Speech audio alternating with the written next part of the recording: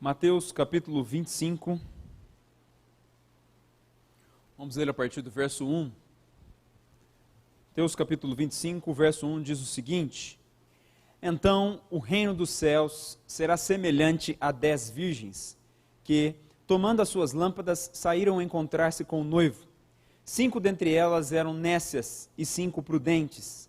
As nécias, ao tomarem as suas lâmpadas, não levaram azeite consigo. No entanto, as prudentes, além das lâmpadas, levaram azeite nas vasilhas. E, tardando o noivo, foram todas tomadas de sono e adormeceram. Mas, à meia-noite, ouviu-se um grito: Eis o noivo, saí ao seu encontro. Então, se levantaram todas aquelas virgens e prepararam as suas lâmpadas. E as nécias disseram às prudentes: Dai-nos do vosso azeite, porque as nossas lâmpadas estão se apagando. Mas as prudentes responderam: Não, para que não nos falte a nós e a vós outras. Ide antes aos que o vendem e comprai-o. E saindo elas para comprar, chegou o noivo, e as que estavam apercebidas entraram com ele para as bodas. E fechou-se a porta. Mais tarde, chegaram as virgens nécias clamando: Senhor, Senhor, abre-nos a porta. Mas ele respondeu: Em verdade vos digo que não vos conheço. Vigiai, pois, porque não sabeis o dia e nem a hora. Só até aí, curva a sua cabeça, feche seus olhos, vamos orar para iniciar essa pregação. Senhor, por sua graça e abundante misericórdia, mais uma vez nós te louvamos por poder estar na tua casa e poder louvar o teu santo nome. Pedimos que o Senhor, pelo teu Espírito, fale conosco nessa noite.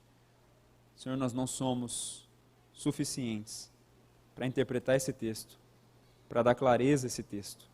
Nem somos suficientes ou especiais para trazer esse texto com o poder e autoridade que lhes são necessárias. Mas que o teu Espírito, mais uma vez, pelo poder que é em ti, porque o Senhor ama a sua igreja e conduz a sua igreja, porque o Senhor é o cabeça da igreja e traz as instruções corretas para dirigi-la nos teus caminhos. Fala conosco, abre os corações que aqui estão. Não deixe, meus irmãos, endurecerem seus corações ao ouvirem a tua voz, mas que o Senhor fale com clareza, com poder e autoridade, e transforme cada coração aqui. Nos faça atentos, meu Deus, para esses dias. As circunstâncias que estão à nossa volta nos mostram cada vez mais que esse dia está cada vez mais perto. Os sinais estão cada vez mais evidentes e cada vez mais claros. E nós, como nunca, precisamos estar preparados para o grande dia, o culminar de todo o tempo, o cumprimento final da sua promessa, que é o dia da sua volta, o dia que nós poderemos estar para todo sempre nos céus. Esperamos com temor e reverência por esse dia. Por isso, pelo teu Espírito, prepara cada um de nós, a tua igreja, para encontrar com o noivo Cristo. É o que nós te pedimos nessa noite, em nome do Senhor Jesus. Amém. Nós lemos aqui, no capítulo 25, uma parábola de Jesus, conhecida como a parábola das 10 virgens. Essa é uma parábola muito famosa e ela está dentro de um contexto onde Jesus está falando sobre o final dos tempos. As parábolas sempre foram maneiras que Jesus encontrou para transmitir inúmeros dos seus ensinamentos e a sua doutrina para o seu povo, tanto para os seus discípulos, quanto para a multidão que o acompanhava.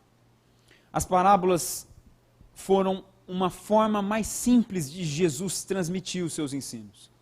As parábolas de Jesus geralmente estão relacionadas a algo que acontecia no cotidiano dos seus ouvintes. Muitas parábolas Jesus trata de relação comercial, de relação de trabalho. Muitas parábolas Jesus trata de agricultura, que era um meio deles se sustentarem na época. E essa parábola trata de casamento, que é algo cotidiano para eles também, até para nós. Apesar que aqui é um casamento de costumes judaicos, então ele tem alguns aspectos que diferenciam do que nós entendemos como um casamento. Mas quando você fala casamento, todos entendem o que é casamento. Quando você fala trabalho, todos entendem o que é trabalho.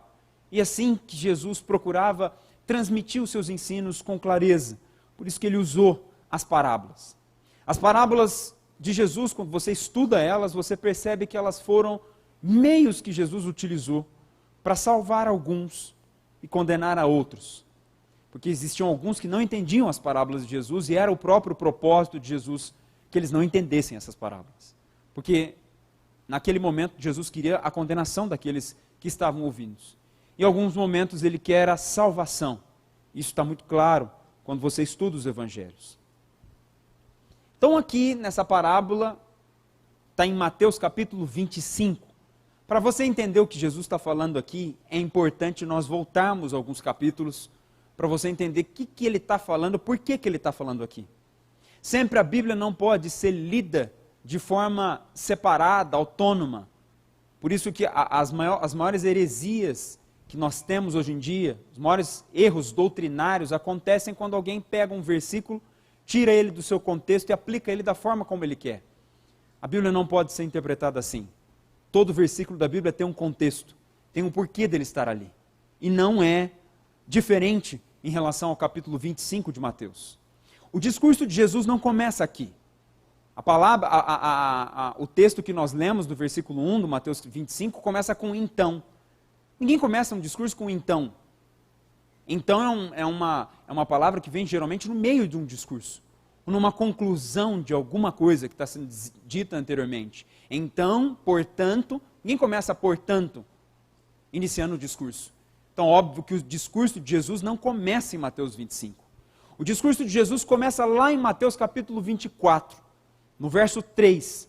Jesus vai começar falando no verso 3, e ele vai parar somente no verso 46 do capítulo 25. Então, de Mateus capítulo 24, do verso 3, até o capítulo 25, verso 46, Jesus começa dizendo então ali e vai terminar no capítulo 46 de Mateus 25. Esse é o discurso de Jesus. Então, para você entender Mateus 25, do 1 ao 13, você tem que entender o que ele está começando a dizer lá no discurso dele, que começa no verso 3 do 24. No Mateus capítulo 24, do verso 3 até o verso 14, Jesus está falando do princípio das dores, que são os períodos que antecederiam a volta de Cristo, final dos tempos. Jesus aqui, ele vai começar então no versículo 3 e terminar, como eu disse, no 46 do capítulo 25. Esse discurso ele vai falar sobre o final dos tempos. Ele começa falando do final dos tempos no Mateus 24, 3 e vai terminar nesse discurso em Mateus 25, 46. Então, do verso 3 ao verso 14 do Mateus 24, é o princípio das dores. As questões que aconteceriam antes da volta de Cristo.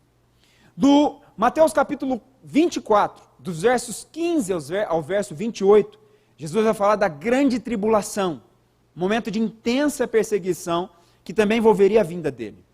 Mateus capítulo 24, dos versos 29 ao 31, Jesus vai falar sobre a vinda dele, como vai ser a vinda do Filho do Homem. Do Mateus capítulo 24, do verso 32 até o Mateus capítulo 25 ao verso 30, Jesus vai contar 4 parábolas, uma atrás da outra, falando sobre como os cristãos devem se preparar para a vinda de Cristo. Então, nós estudaremos uma dessas 4 parábolas que Jesus está ensinando sobre se preparar para a vinda de Cristo. Quando eu falo vinda de Cristo, eu acredito que todos vocês entendam o que é a vinda de Cristo. Agora, Jesus, pela certeza do momento que a vinda vai acontecer, ele vai nos preparar para essa vinda. Será que você, após ler esse discurso de Jesus, entende que você está preparado para a vinda?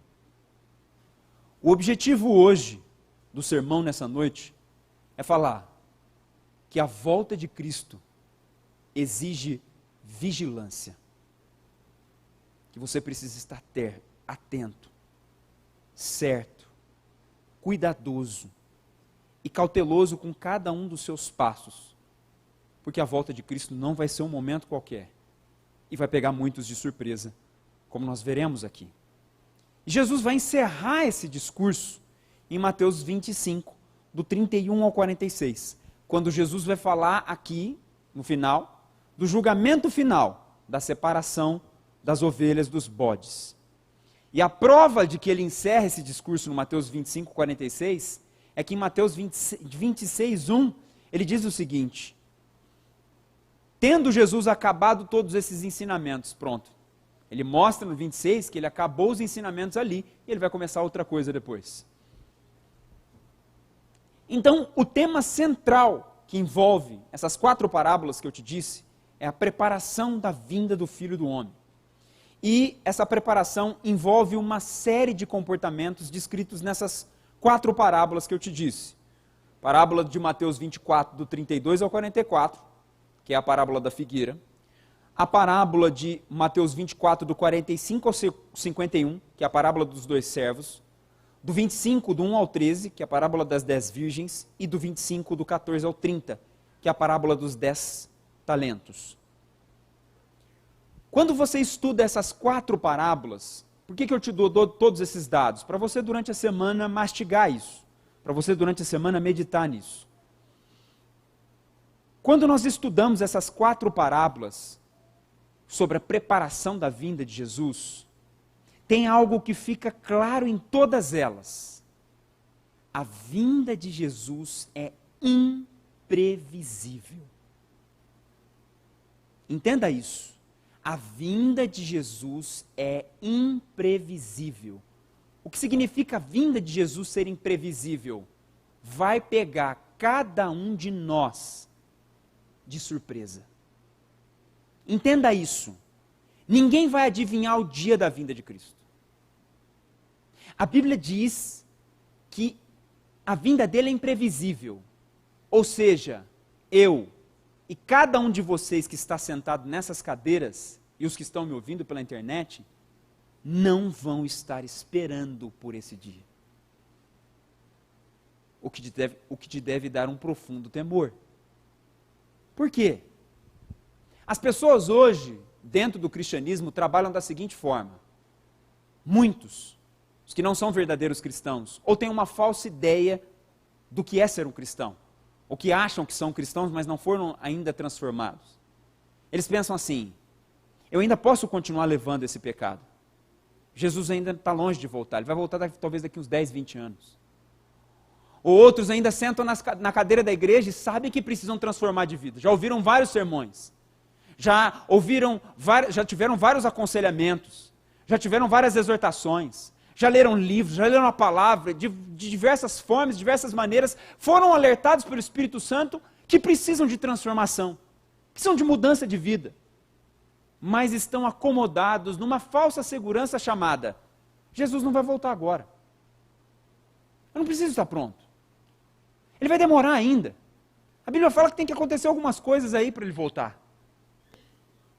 E muitos vão terminar condenados exatamente por pensarem dessa maneira. O que essas 4 parábolas mostram? A parábola da exortação, a vigilância da figueira, a figueira fala sobre, a parábola da figueira fala também sobre a imprevisibilidade da vinda de Jesus. O verso 36 da parábola da figueira diz: daquele dia e hora, ninguém sabe.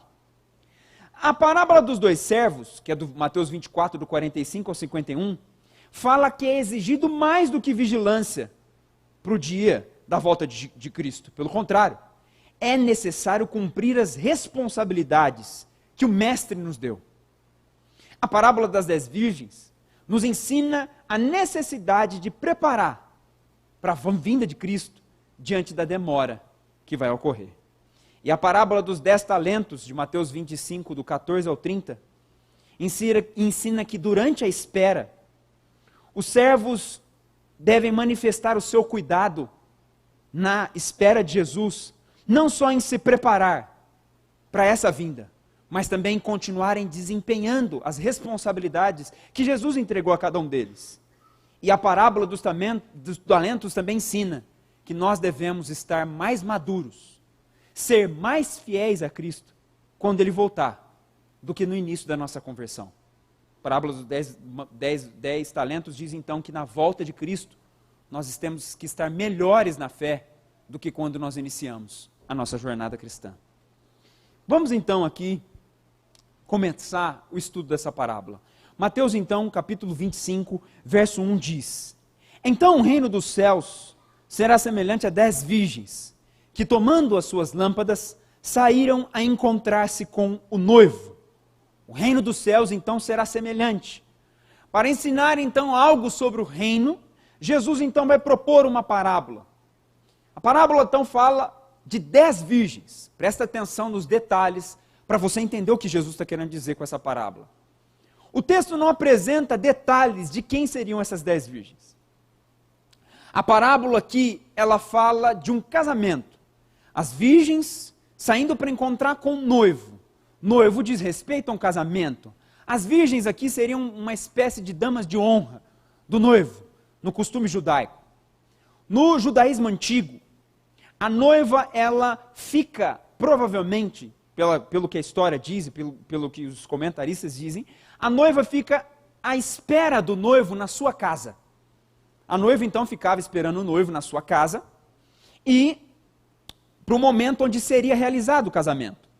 Haveria então uma procissão do noivo. O noivo sai nas ruas com essas virgens, com lâmpadas, com tochas, iluminando essa jornada do noivo até a entrada da casa da noiva, onde aconteceria o grande momento, a festa, o casamento. Todos então estão à espera do noivo, porque ele representa o ápice do momento, a realização do momento. E o texto diz, as 10 virgens tomando as suas lâmpadas. As virgens então estavam esperando o noivo, e quando ele passasse, elas iriam com as suas lâmpadas. O texto aqui provavelmente diga respeito a tochas. Tocha, que você já viu na antiguidade, um pedaço de madeira envolvido com um pano, que era envolvido em óleo, e acendia o fogo e saía com essas tochas, para acompanhar o noivo até a casa da noiva. Esperava-se que todos os que participavam da procissão até a casa da noiva carregassem a sua própria tocha. Então quem fosse participar da festa, geralmente eram os convidados especiais do noivo e da noiva, como os convidados de um casamento, ou eu colocaria algo até mais íntimo, aqueles que são convidados para a festa do casamento, que eles fazem parte geralmente da família do noivo e da noiva, são pessoas muito importantes para o noivo e para a noiva. E se esperava então que quando o noivo passasse, cada participante dessa festa tivesse a sua tocha e acompanhasse o noivo até a casa da noiva, onde ia ser realizado o casamento. Quem não tivesse tocha, significava que seria um arruaceiro, algum aproveitador que estava querendo entrar nessa festa sem ser convidado. Alguns bandidos, inclusive, se aproveitavam dessa ocasião. Mas o texto diz que as 10 virgens saíram para encontrar-se com o noivo. Presta bastante atenção nisso. 10 virgens são 10 pessoas com a mesma característica. A Bíblia não fala 5 casadas e 5 solteiras, não. Ela fala 10 virgens. Por que 10 virgens? É a mesma classe de pessoas. E aqui eu vou falar que as 10 virgens são 10 cristãos. Que até agora o texto não diferenciou eles. Nós sabemos só que são 10 cristãos. 10 cristãos. E eles saem então, essas 10 virgens têm o mesmo objetivo. Esses 10 cristãos então têm o mesmo objetivo. Esperar para nós, os 10 cristãos, esperar a vinda de Jesus. Para as 10 virgens aqui, esperar o noivo passar para ir até a casa da noiva e poder participar do casamento. Assim a parábola parece indicar que nós temos aqui, essas virgens são, 5 delas vão ser os cristãos verdadeiros, e 5 delas vão ser cristãos falsos. E é interessante porque, como eu disse, são 10 virgens, são os 10 cristãos. São pessoas com a mesma característica. Mas nós vamos ver no texto que existe uma característica que diferencia os dois. E eu já aplico adiante aqui. As prudentes vão ser os cristãos verdadeiros, que estão preparados para a vinda de Jesus. E as imprudentes e as nécias, como o texto diz, vão ser os cristãos falsos. Agora, detalhe, eu não estou falando aqui de pessoas que não participam da igreja. Cristão falso é aquele que está na igreja. E talvez seja até batizado. Levante a mão no louvor. Às vezes até participa da ceia. Mas o seu coração não foi transformado. Mas peraí, pastor, como que nós vamos diferenciar então esse falso cristão desse cristão verdadeiro? Há um dia que isso vai acontecer. Quando Cristo voltar, muitas pessoas vão ter enganado os pastores das igrejas, os discipuladores das igrejas, mas elas nunca enganaram o Mestre Jesus. Jesus não olha para você da maneira como você está me olhando, com a sua roupa, se você tem dinheiro ou não, qual a cor da tua pele, qual a sua condição, se é casado ou solteiro. Jesus não olha para isso. Jesus olha para dentro do coração. E dentro do povo de Deus se distingue sempre o joio do trigo. Joio e trigo, você sabia que joio e trigo é praticamente a mesma coisa? Eles têm as mesmas características. Fonte de água doce, fonte de água amarga, como que você sabe? Só quando você toma. Cristão verdadeiro e cristão falso. Muitos, só há um dia que vai diferenciar. Quando Cristo voltar, ele busca o que foi regenerado, que nasceu de novo, que teve o seu coração transformado. E aquele que estava aqui, com uma falsa ideia de ser salvo, com uma falsa ideia de ser cristão, nesse dia ele fica para trás. A parábola, então, quer dizer isso. E ela diz que elas iam encontrar-se com o noivo. Várias vezes na Bíblia, Jesus, ele é tratado como noivo. Você vai ver isso em João 3, 27 ao 30, em Mateus 9, 15, em Marcos 2, 19 ao 20. Nos evangelhos, várias vezes, Jesus é tratado como noivo. Então, noivo aqui significa Jesus, e as 10 virgens são esses 10 cristãos. A parábola, então, quer nos ensinar que assim como as virgens deviam estar preparadas para encontrar com o noivo, assim também todos os que falam que são cristãos, que professam Jesus como Senhor e Salvador, devem estar preparados para o dia da sua vinda, quando nós iremos encontrá-lo. Continuando a parábola, verso 2 diz: 5 dentre elas eram nécias, e 5 prudentes. A importância aqui, então, não está nos números. Número 10. Ele é dividido em 5 para um lado e 5 para o outro. Pelo contrário, Jesus chama a atenção aqui para a atitude dessas virgens. As parábolas, em sua maioria, elas não estão ligadas a números, mas elas procuram ensinar uma lição moral. A partir de um todo, a partir de uma história que está sendo contada. Então nós temos aqui 5 nécias. A palavra aqui no original, que seria melhor para você entender o que é nécio. O que é nécio? Nécio significa tolo, ímpio, incrédulo. Então aqui está querendo dizer alguém que está na igreja, mas que de fato não acredita em Jesus. Ah, mas como assim, pastor? Está na igreja e não acredita em Jesus? Quando uma pessoa está na igreja, deixa eu te mostrar um conceito de fé que talvez você não tenha aprendido até hoje. O fato de você estar na igreja e dizer que é cristão não significa que você acredita em Jesus. Acredita em Jesus quem de fato se submete a Jesus. Quem de fato conforma seu casamento a Jesus. Conforma seus filhos a Jesus. Conforma seu trabalho a Jesus. Quando uma pessoa vem na igreja e conduz a sua empresa da maneira como ela quer, quebrando o princípio, sonega imposto, faz o que ela quer, dirige a empresa do jeito que ela quer, essa pessoa não acredita em Jesus. Porque se ela acreditar em Jesus, ela sabe que aquilo é pecado e aquilo vai tirá-la do céu. Então ela não tem fé em Jesus de verdade. Ou aquela pessoa que é casada e vive na prática do adultério. Talvez até a volta de Jesus ninguém vai saber que ela adultera. Ela consegue fazer muito bem, às escondidas. Mas qual é o fato? Essa pessoa estava na igreja, vivia aqui com a sua esposa, andava, todo mundo falava, nossa, que casamento maravilhoso, mas tinha uma vida dupla. Mas ninguém sabia dessa vida. ela era batizada, tomava a ceia na igreja, estava aqui. Todos consideravam um cristão verdadeiro. Estava aí, todo mundo olhava, nossa, que casamento bonito. Mas o marido adulterava. Aí eu te pergunto, esse marido acredita em Jesus? É óbvio que não. Se ele acreditasse em Jesus, ele não faria, ele não cometeria o adultério. Ele se arrependeria. Quando ele quer levar uma vida dupla, esconder o pecado, ele esconde o pecado, tenta esconder o pecado de Jesus e dos homens. Ele está mostrando que ele não tem fé de verdade. Fé, a palavra fé no grego significa fidelidade. Fidelidade é ser fiel a Deus, ser fiel a Jesus. Então é um conceito muito errado de fé. Eu já vi muita pessoa, quantas pessoas que eu não encontrei no decorrer da fé, discipulando.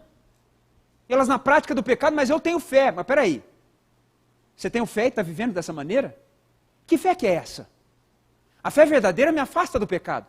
A fé verdadeira me leva a ser fiel a Cristo. Não me leva a levar uma vida leviana do jeito que eu quero. Quando eu levo a vida do jeito que eu quero, eu não tenho fé. Ainda que eu diga para os outros que eu sou cristão, ainda que eu venha na igreja, ainda que eu sente nessas cadeiras, ainda que eu levante as mãos, ainda que eu seja batizado. Fé verdadeira significa vida verdadeira diante de Deus. Entenda isso, e é o que a parábola vai nos mostrar. E inclusive é interessante aqui que a mesma palavra que é designada aqui para a palavra das nécias aqui, é usada por Jesus no final do Sermão do Monte, em Mateus capítulo 7, 26. Quando ele descreve o homem que edificou a sua casa sobre a areia. E lá Jesus fala que ele é insensato, porque ele edificou a casa sobre a areia. Jesus encerra o Sermão do Monte contando aquela história. O homem que edificou sobre a casa sobre a rocha e o homem que edificou sobre a areia. O homem que edificou sobre a areia, Jesus usa a palavra insensato, está traduzido no português como insensato. É a mesma palavra que Jesus usa aqui para descrever a nécia. Ou seja, é alguém que não pratica a palavra de Deus.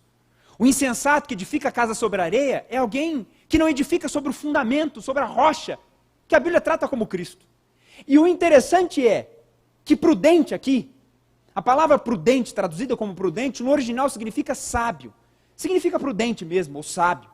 E também a mesma palavra usada por Jesus para descrever o homem prudente que edificou a casa sobre a rocha, no final do Sermão do Monte.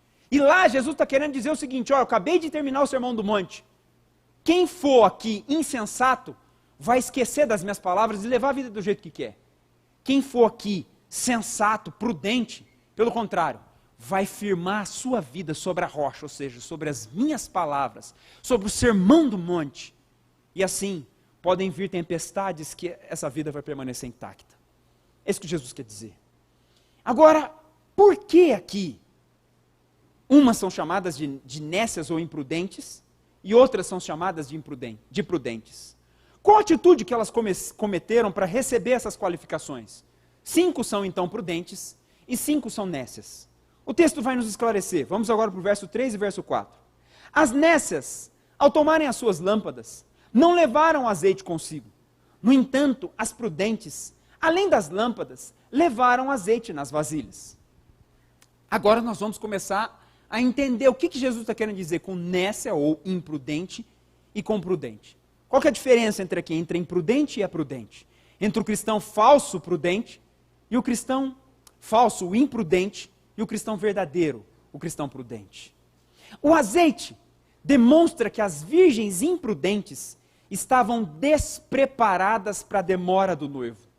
Caso o noivo, no caso Jesus, demorasse, certamente as lâmpadas delas iriam apagar. Deixa eu tentar te mostrar mais claramente isso aqui. A lâmpada ali era como se fosse um pedaço de madeira, um pedaço de pau, envolvido com um pano. E para manter aceso, o que eles faziam? Eles pegavam uma botija e colocavam azeite ou óleo e mergulhava aquele pano dentro do óleo e acendia com fogo. E aquele óleo, então, ajudava a manter aquele pano pegando fogo e não consumir toda a tocha. Então, aqui o que aconteceu? A prudente, o que ela fez? Ela falou assim, mas peraí, e se o noivo não voltar na hora que eu estou esperando? O que eu vou fazer? eu vou me preparar. Então, além de ter o óleo na tocha, ela tinha uma botija de reserva. Porque se o noivo demorasse, ela mergulhava na tocha de novo e mantinha acesa, para ela não perder o casamento. A coisa mais importante da vida dela é esse casamento. Ela não quer perder esse casamento por nada na vida dela. Agora, qual que é o problema aqui? As imprudentes, as nécias, elas não tinham essa botija de reserva. Elas se baseavam na concepção delas. Ou seja, o noivo vai vir daqui 5 minutos. Ou o noivo vai vir daqui a algum tempo. É o falso cristão que tem uma ideia da seguinte forma: eu não preciso vencer esse pecado agora. Eu não preciso consertar minha vida. Jesus vai demorar ainda para voltar. E como ele vai demorar para voltar, eu vou ter tempo demais ainda para consertar minha vida. É aquele que pensa assim: eu não estou conseguindo arrumar uma esposa aqui dentro da igreja. Sabe o que eu vou fazer? Eu vou lá fora. Sabe o que eu vou fazer? Lá eu arrumo alguém. Jesus vai demorar para voltar. Depois eu volto para a igreja. E está tudo certo. Quantos que não usam essa mesma desculpa para inúmeros pecados? Que eu não preciso descrevê-los. Que colocam assim: lá na frente, quando Jesus voltar, eu conserto a minha vida. Eu vou curtir um pouquinho. Alguns que estão andando em cima do muro, que não sabem se estão na igreja ou se estão no mundo, pensam assim: mas eu posso levar minha vida assim. O pastor não sabe, ninguém na igreja sabe. E Jesus sabe, mas ele vai demorar ainda para voltar. Até lá, até ele voltar, quando as coisas piorar, eu mudo minha vida. Você já não foi pego pensando assim? Quando piorar, eu dou um jeito na minha vida. Se estourar uma guerra mundial, eu volto para a igreja. Quantos que eu não vi na minha vida terem esse tipo de pensamento? As prudentes, então, elas tinham mais azeite, porque elas sabiam que o noivo poderia demorar. E caso isso ocorresse, elas estariam prontas para esse fato. E as suas lâmpadas não se apagariam. Lâmpadas Sim. Verso 5 agora. E tardando o noivo, foram todas tomadas de sono e adormeceram. E tardando o noivo, olha que interessante. Como eu disse, a parábola dos 10 talentos está dentro de uma cadeia de parábolas que falam sobre a preparação da vinda de Jesus. Mateus 24, 44, a parábola da figueira, fala que o noivo ali vai voltar a hora em que não cuidais. Vocês não vão estar cuidando para essa hora. Ele vai voltar. Mateus 24, 48 ao 50, a parábola dos dois servos, fala que se aquele servo, sendo mau, disser consigo mesmo: meu senhor demora-se, virá o senhor daquele servo em dia em que não espera e em hora que não sabe. Verso 50. E na parábola também dos talentos, em Mateus 25, 19, diz: depois de muito tempo, voltou o Senhor. O que isso significa? As 4 parábolas tratam claramente na demora do noivo. A demora do noivo é um fato certo na Bíblia. O que Jesus, com 4 parábolas falando para nós, sobre uma hora que você não sabe, uma hora que você não cuida, numa hora que você não espera, e depois de muito tempo, o que Jesus está querendo dizer para nós? Eu vou voltar num tempo que você não espera. Na concepção humana, Jesus vai voltar depois de muito tempo. Num tempo que você não espera, num tempo que você não sabe. Em todas elas, em todas essas parábolas, mostra a demora do servo, a demora do noivo, ou a demora do servo, para voltar. E o interessante é que essa demora, em todas as parábolas, é um fato que demonstra sempre a queda de muitas pessoas. A parábola que Jesus está querendo dizer é o seguinte: vocês precisam estar preparados para a minha vinda. Eu vou demorar. E a minha demora vai fazer com que muitos se afastem do caminho. Que muitos abandonem o caminho. Que muitos não estejam até o fim nesse caminho. E o interessante é também, e tardando o noivo, foram todas tomadas de sono e adormeceram. Olha que interessante. Tanto as prudentes como as imprudentes foram tomadas de sono e adormeceram. Eis um fato que vai acontecer com todas. Parece talvez indicar aqui um momento de fraqueza, ou um cansaço pela jornada, ou um certo relapso quanto à volta de Cristo. O sono vai acontecer durante o caminho. E a parábola mostra que o sono vai pegar a todos. Tanto quem é prudente, quanto quem é imprudente, vai ser pego pelo sono.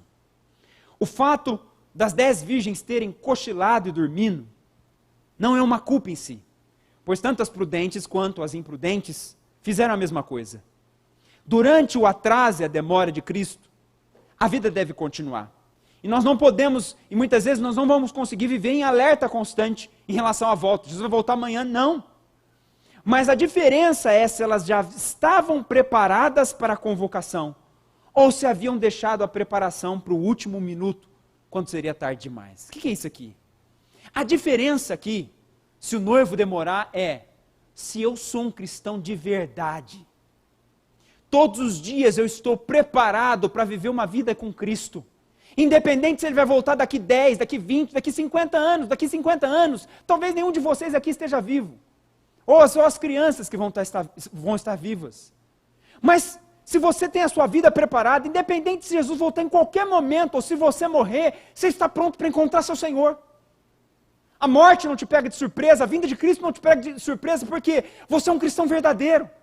Você leva a sua vida diária diante de Cristo, preparado para encontrá-lo.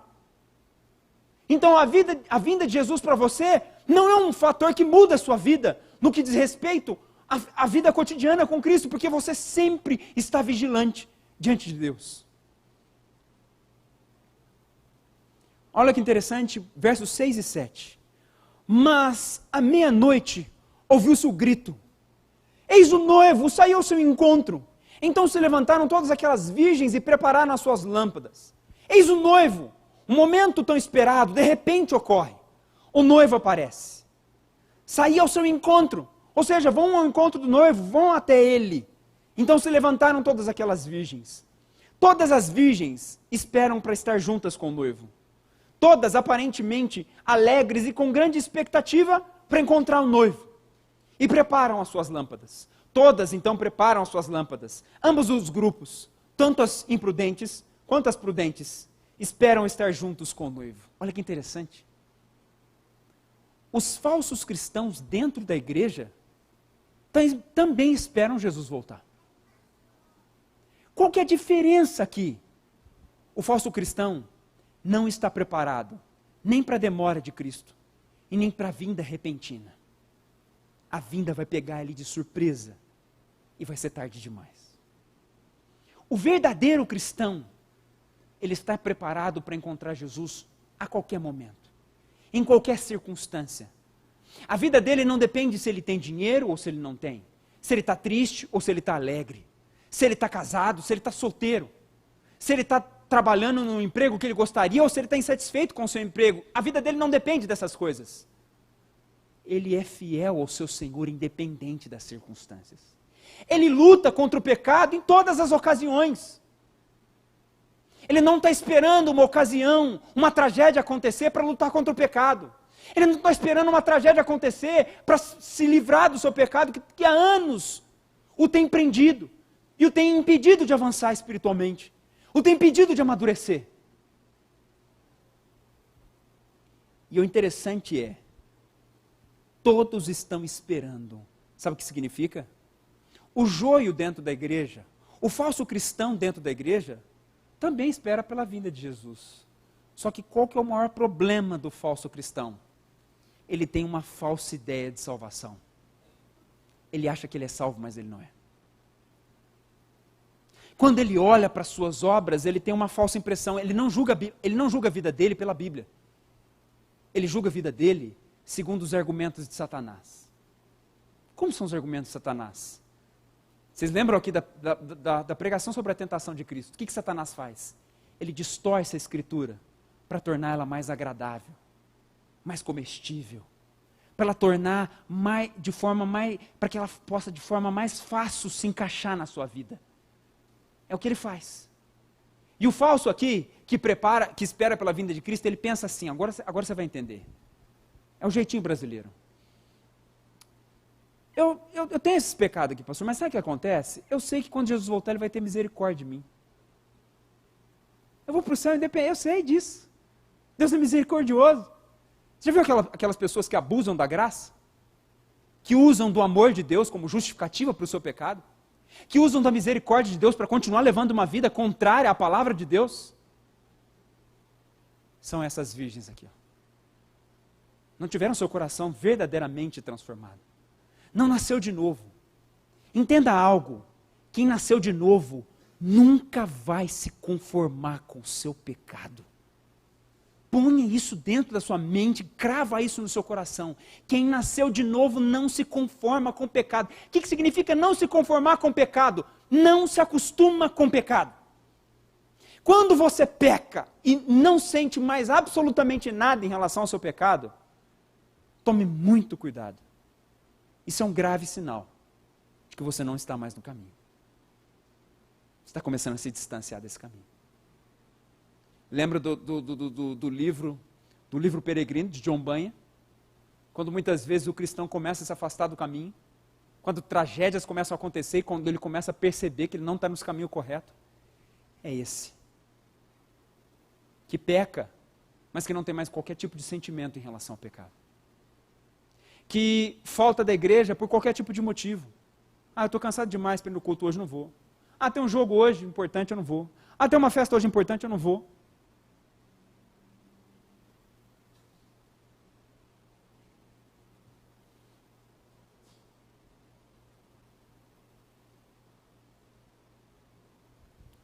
Versos 8 e 9.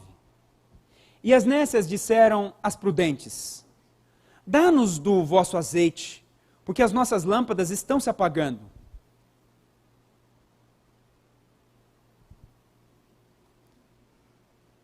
Dá-nos do vosso azeite, porque as nossas lâmpadas estão se apagando. Mas as prudentes responderam: não, para que não nos falte a nós e a vós outras. Ide antes aos que o vendem e comprai-o.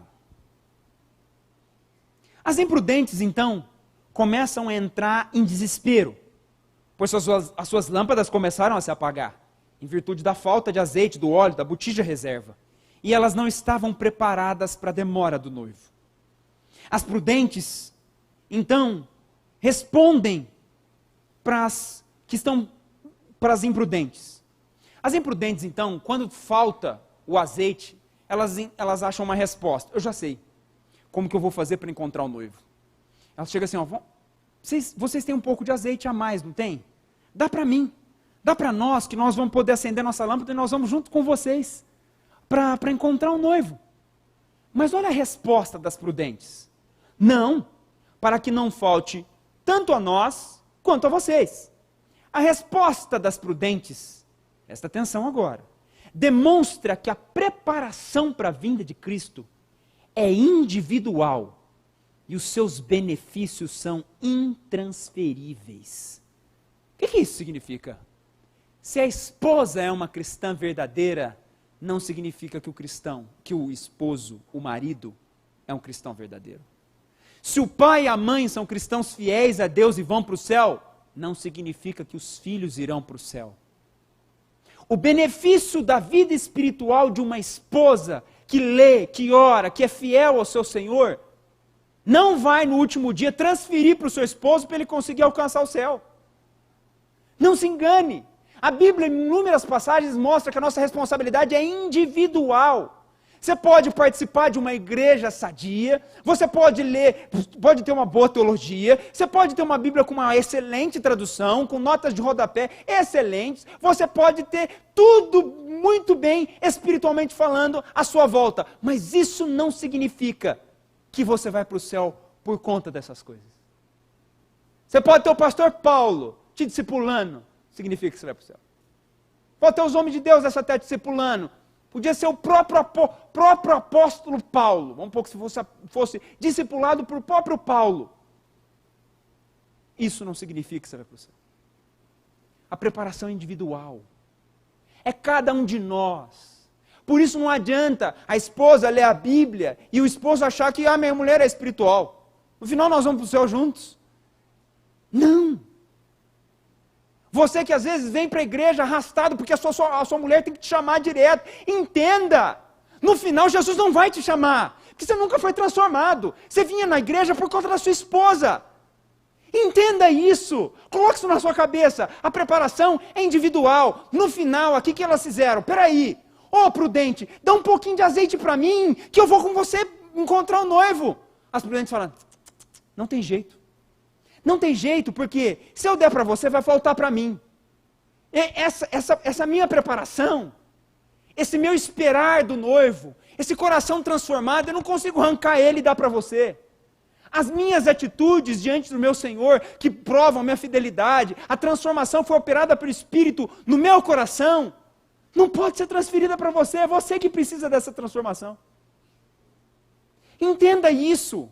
Às vezes você está na igreja e está todo mundo aqui feliz, e você está ali, mas você é uma pessoa que vive na prática do pecado, que ainda não foi transformado, e acha que por fazer parte da comunidade dos santos, você vai entrar no céu. Não!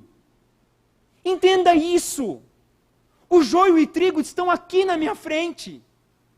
Na vinda de Cristo, só o trigo que sobe, o joio fica. Não adianta.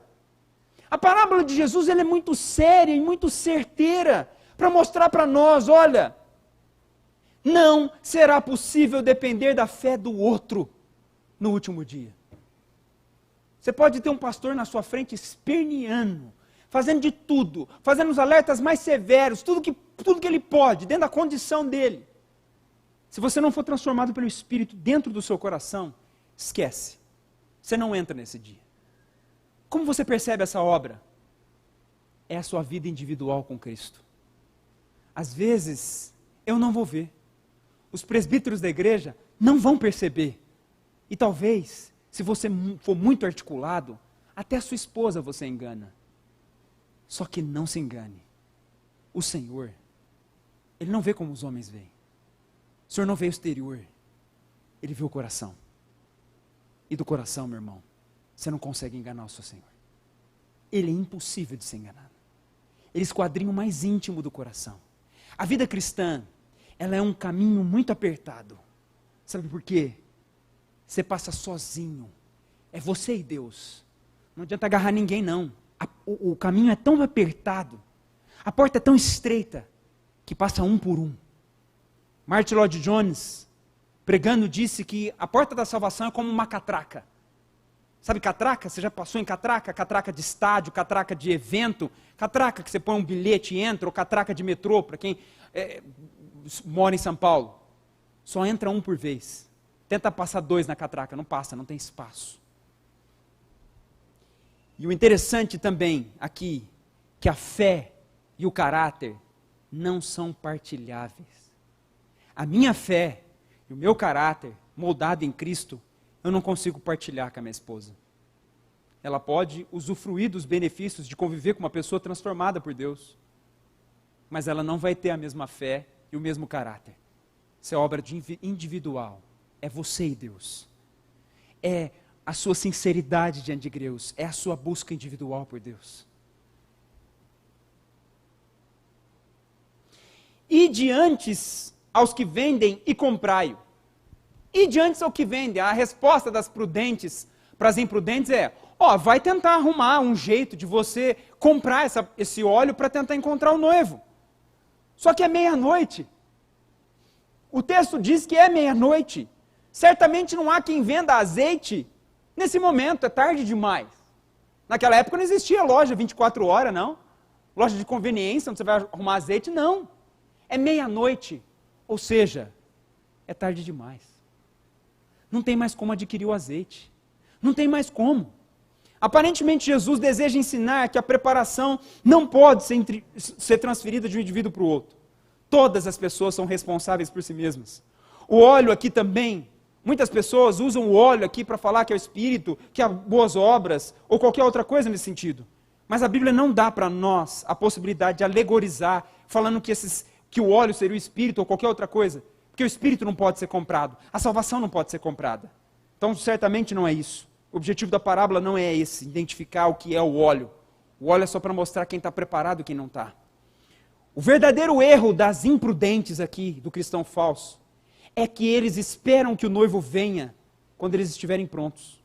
A loucura das virgens imprudentes é agir de acordo com as suas próprias expectativas. Elas não reconhecem que o noivo pode demorar e chegar numa hora inesperada. Verso 10. E saindo elas para comprar, chegou o noivo, e as que estavam apercebidas entraram com ele para as bodas e fechou-se a porta. Saindo elas para comprar, as nécias então imaginam que no final darão um jeitinho e serão aceitas pelo noivo. Já viu o brasileiro? O brasileiro tem uma expressão maligna, porque isso não tem nada a ver com Deus. Deus ele exige prudência, Deus exige planejamento, é assim que Deus trabalha, toda a Bíblia. É com prudência, é com plano, é com planejamento, decreto, não é nada feito da última hora de qualquer jeito. O brasileiro, ele acha que o jeitinho vai dar certo no final. Eu te garanto e falo com absoluta certeza, não pela minha autoridade, mas pela autoridade das Escrituras. O jeitinho brasileiro não vai funcionar no final. Se você não estiver preparado, tenha absoluta certeza que a porta vai fechar e você vai ficar do lado de fora. Ou você está preparado para esse dia, ou então se prepara para esse dia. Porque se você não estiver preparado para esse dia, seu destino será como as imprudentes. Chegou o noivo então chega, enquanto as imprudentes estão tentando dar um jeitinho. Olha que interessante, é na volta do noivo, isso parece muito com o pensamento de muitos, quando Jesus voltar, ou quando ele estiver voltando, eu dou um jeito. Elas também, elas pensaram assim, quando o noivo estiver chegando, eu dou um jeito. E nesse exato momento, o noivo chegou, e o que elas estão fazendo? Estão tentando dar um jeito. Estão tentando vencer o pecado de última hora, né? Estão tentando consertar o casamento de última hora. Estão tentando discipular os filhos de última hora. Estão tentando consertar a empresa de última hora. Estão tentando pagar os impostos de última hora. Estão tentando fazer tudo de última hora. Mas o noivo já chegou. A porta já fechou. O tempo já encerrou. Não há tempo para mais nada. As que estavam apercebidas aqui é preparadas. Essa mesma palavra também é utilizada numa das parábolas, dessas 4 parábolas. Em Mateus 24, 44 diz, por isso ficai também vós apercebidos. O que é apercebido? É pronto, preparado. Porque a hora em que não cuidais, o Filho do Homem virá. As prudentes, então, entram com o noivo para as bodas. O texto diz, chegou o noivo e as que estavam apercebidas, prontas, as prudentes, entraram com ele para as bodas. E fechou-se a porta. Decisão certa e definitiva. Acabou. Não há mais jeitinho, não há segunda chance, não há possibilidade de reversão, não há segunda instância, é um julgamento definitivo. Uma vez tendo Jesus voltado, a porta da graça se fecha eternamente. Quem entrou, já entrou. Quem não entrou, não entra nunca mais. Verso 11. Mais tarde, olha lá o jeitinho. Chegaram as virgens nécias, as imprudentes, o cristão falso, que deixa para a última hora para vencer o pecado, para consertar a sua vida. Chegaram as virgens nécias clamando, Senhor, Senhor, abre-nos a porta. Mais tarde, então, chegam as virgens nécias. Depois de fechada a porta, as nécias chegam e ainda pensam que podem entrar. Aqui começa o desespero daquele que tem ideia do que é o cristianismo, daquele que tem ideia do que é ser um cristão, mas que não é um cristão de verdade. O texto fala clamando. Clamando aqui no grego é gritando. Elas entram em desespero porque elas tinham consciência do que estava acontecendo. É aquela pessoa que fala assim, no final, eu sei que a misericórdia, a graça de Deus, esse pecado aqui não tem problema não, no final vai dar tudo certo. E aí pensa, vai chegar lá no último momento, Jesus, eu sei que eu vou entrar. A porta está fechada. Como assim? Mas o Senhor não é misericórdia? A porta está fechada. Jesus, mas o Senhor não é amor? A porta está fechada.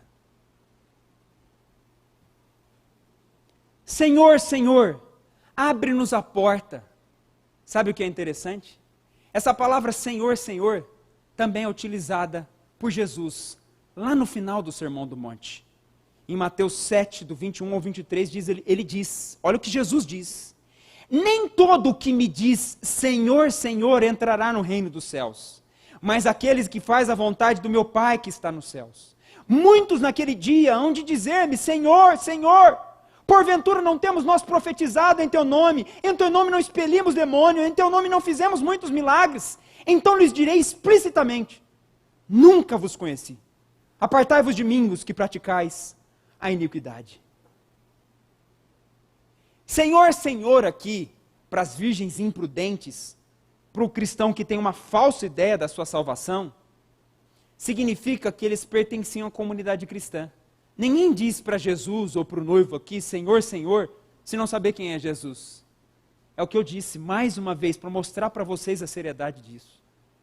Senhor, Senhor significa que vão ter pessoas aqui dentro da igreja que vão dizer, Senhor, Senhor, mas não vão poder entrar. O texto que Jesus está se referindo aqui, porque como está dentro de Mateus, certamente Mateus está querendo fazer aqui um link, está ligando o que Jesus disse lá no final do Sermão do Monte. No final do Sermão do Monte, Jesus alerta que vão ter pessoas que vão ter feito milagres, que vão ter expulsado demônios, que participaram da igreja, e que Jesus vai dizer para elas, nunca vos conheci. Olha o quanto é sério o que Jesus está querendo nos ensinar. Verso 12, mas ele respondeu, em verdade vos digo que não vos conheço. O noivo responderá diante do clamor, diante do grito daquelas virgens. Em verdade vos digo que não vos conheço. O noivo dá uma resposta dura e revela a realidade para aquelas virgens, que na verdade, elas não faziam parte do casamento. Não eram amigas íntimas, pelo contrário, eram penetras desconhecidas do noivo. Nunca tiveram um relacionamento com ele. O noivo não as conhece. Em qualquer caso, a sua admissão, a sua entrada na porta, não depende de ter uma lâmpada ou azeite, de ter óleo, mas de ter a lâmpada e o óleo no momento preciso em que essas coisas vão ser necessárias. É o estar preparado. É uma advertência dirigida especificamente àqueles que estão dentro da igreja, que pensam ser salvos, ou que presumem ser salvos, mas não são. Todas as 10 esperam estar na festa, até que chegue o momento. Não há diferença entre elas. É a crise. É o momento final que separa os prontos dos despreparados, os prudentes dos imprudentes, os verdadeiros dos falsos. Essa rejeição de Jesus aqui, que ele diz, em verdade vos digo que não vos conheço, é a rejeição de quem, apesar das aparências, nunca se preparou para a vinda do reino. Como eu te disse, o que Jesus está mostrando aqui no final, em verdade vos digo que não vos conheço, significa que o joio nunca fez parte do reino de Jesus. O falso cristão nunca fez parte do reino de Jesus. Nunca teve verdadeiro relacionamento com Jesus. Quantas igrejas hoje não usam Jesus como uma troca de favores, como o Papai Noel, só vão até Jesus para obter favores. Quantas igrejas não usam Jesus somente para ter status, casamento, finanças ou etc. Quantos que não estão atrás de Jesus com essas finalidades? Inclusive hoje, quantos políticos que não usam o nome de Deus em vão? Cuidado aonde você deposita a sua esperança e a sua fé. A fé sempre foi usada como um motivo para ganhar voto, para ganhar dinheiro, para fazer tudo quanto é tipo de articulação no mundo. Tome muito cuidado. Fé verdadeira, meu irmão, é verdadeiro discípulo de Cristo, que pode ter a perseguição que for, eles vão estar lá. Eu lembro de Jesus em João capítulo 6, verso 66. É onde Jesus ele aperta o sermão, a multidão o abandona, e ele vira para os 12 e falou, vocês vão se apartar também? Sabe por quê? havia uma multidão de interesseiros seguindo Jesus. Só que, qual é o meu motivo aqui? Não é estar bravo com você. O motivo aqui é tentar chacoalhar aquele que está sentado aí achando que levar uma vida falsa vai adiantar. Porque me enganar é muito fácil. Enganar o pastor Paulo, Danilo, os outros presbíteros, ou os outros oficiais da igreja é muito fácil. Nós somos pessoas fáceis de você enganar. Muito simples. E às vezes Deus nem vai deixar você, às vezes Deus vai até deixar você me enganar também. O problema é que você não consegue enganar Deus. Ou seja, diante das palavras de arrependimento, vá aos pés da cruz. Deposite sua vida diante de Deus. Diante de uma palavra como essa, você deve analisar toda a sua vida e falar, peraí, o que está faltando para eu estar preparado para essa vinda? Qual é a pendência? É esse relacionamento adulterino? É essa rede social? É a maneira como eu estou tratando a minha esposa? É a maneira como eu estou conduzindo a minha empresa? O que é que está faltando? O que hoje, enquanto eu estou pregando, tira a paz do seu coração e te faz estar acusado? E eu te amenizo isso, lembrando que quem acusa é o diabo, mas o Espírito sim, ele vem para te convencer do pecado. Talvez não seja nenhuma acusação, é o Espírito falando ao seu coração. É isso que eu estou querendo falar com você nesse momento. É isso que você precisa mudar. É esse aspecto da sua vida que precisa mudar. Iniciamos o ano então ouvindo uma palavra de que nós precisamos estar preparados para a vinda de Cristo. Eu não fiquei aqui me atentando aos sinais, porque vocês já estão cansados de ouvir sobre os sinais. Quantas mensagens sobre Apocalipse vocês ouviram nesse púlpito? Quantos sinais estão sendo dados todos os dias para nós? Iminências de guerras, pestes, rumor de guerra, é fome, é escassez, está recheado de sinais à nossa volta. A parábola da figueira há muito já se cumpre. A parábola da figueira fala dos sinais que antecederiam a vinda de Cristo. Há muito está se cumprindo essas parábolas, está muito mais do que evidente. Não preciso ser um pregador do Apocalipse para você ligar a televisão e perceber, poxa, não estamos vivendo dias normais. O que eu quero te dizer com isso, se prepara. Se Jesus voltar daqui 5 segundos, eu não vou me assustar. Porque praticamente está tudo cumprido à nossa volta. E ainda pode até haver divergências em relação à questão do que precisa ser cumprido ou não. Não se fie nessas coisas. As passagens dos tempos finais são complexas e existem muita divergência de interpretação. Nós não estamos preocupados com essas coisas, nós estamos preocupados em estar prontos para o nosso mestre.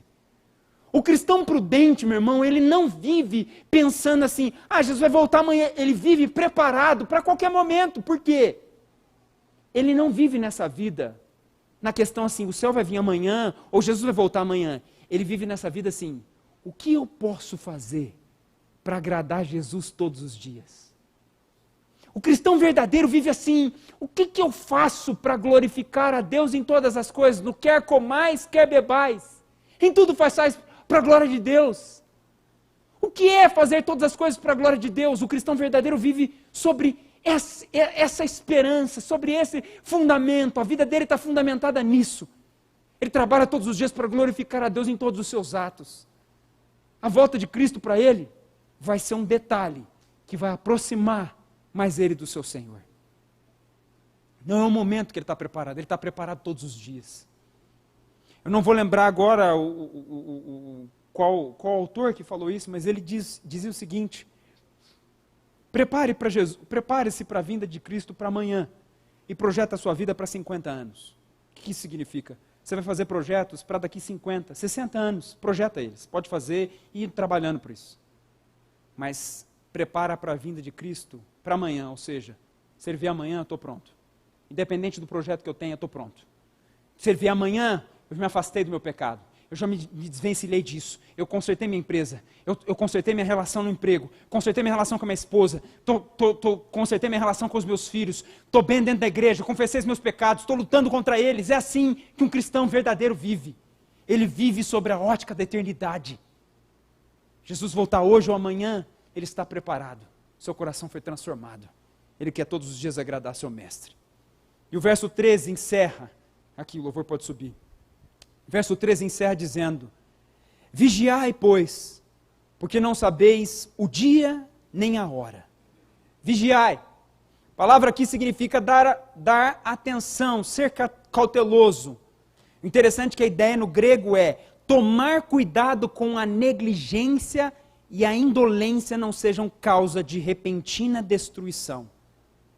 A palavra que Jesus usa aqui no grego significa, toma cuidado para que a negligência, o seu dever de agir e não age, seja motivo de causar para você repentina, rápida ou inesperada destruição. Por que vigiar? O texto responde para nós: porque não sabeis o dia e nem a hora.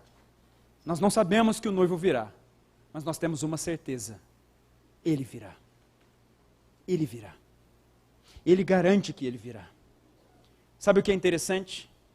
A palavra grega aqui para prudente, que é phronimoi, ela ocorre 4 vezes nessa parábola.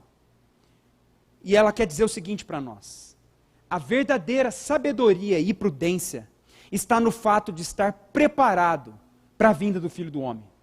Sendo que os discursos de Jesus demonstra que essa vinda vai ser repentina e nós não sabemos como ocorrerá. Quem que é o verdadeiro sábio e prudente? É o que está preparado para a vinda de Jesus a qualquer momento. O que nós aprendemos com a lição geral de todo esse discurso de Jesus? Só o que perseverar até o fim vai ser salvo, está em Mateus 24, 13. A vinda de Jesus vai ser repentina, Mateus 24, do 38 ao 39. Nós devemos estar vigilantes, Mateus 24, 46. Agindo conforme as determinações do noivo, Mateus 24, 46. Devemos estar preparados, Mateus 25, 10, que é a parábola das 10 virgens. E por último, devemos estar mais maduros do que quando nós iniciamos a nossa jornada, Mateus 25, 21, que é a parábola dos 10 talentos. Ou seja, pela graça e pela misericórdia de Deus, você pode ouvir isso essa noite, levar em consideração com muito cuidado cada uma dessas palavras e depositar sua vida diante do seu Senhor em arrependimento e pedir para Ele: Senhor, eu não estou preparado para essa vinda, mas me prepara. Há algo aqui muito evidente, isso é evidente em toda a Bíblia.